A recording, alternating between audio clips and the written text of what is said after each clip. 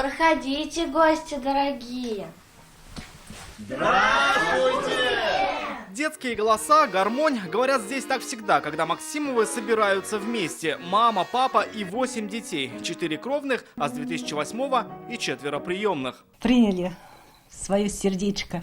Всех 4? Нет, первого, Ангелиночку.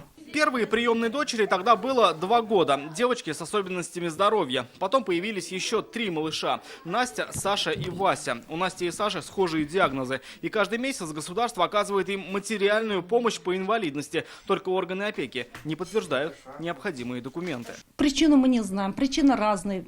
Пишем письма, конкретно формулируем вопрос, и это абстрактный ответ мы получаем. Пока письма шлются, но по другим мамам у нас уже суды идут. 16... По словам Татьяны Максимовой, эта история длится с 2017 года. Как приемные родители, они сдают отчеты, подтверждающие, что полученные от государства деньги идут на нужные цели. В их случае лекарства. Документы – это чеки, которые и проверяют органы опеки. То есть они ездят за ними с периодичностью 1 сентября.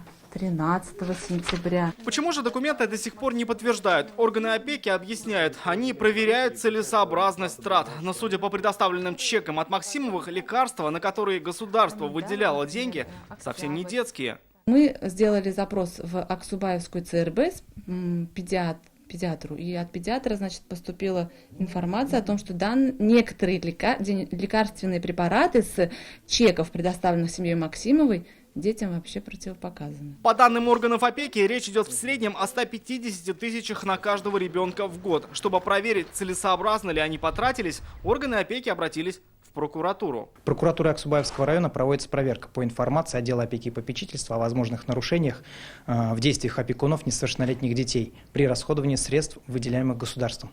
Проверка по данной информации еще не завершена, но в случае ее подтверждения будут приняты исчерпывающие меры прокурорского реагирования вплоть до обращения с иском в суд о возврате незаконно полученных средств. Прокуратура проверяет расходование средств на 3 детей Максимовых. Итоги будут известны в течение ближайших недель. По данным органов опеки, в Аксубаевском районе еще 3 похожих случая. Органы проверяют, на что расходовались деньги. Мы будем следить за развитием историй. Рамиль Шайдуллин, Марат Зайдуллин, ТНВ, Аксубаевский район, Казань.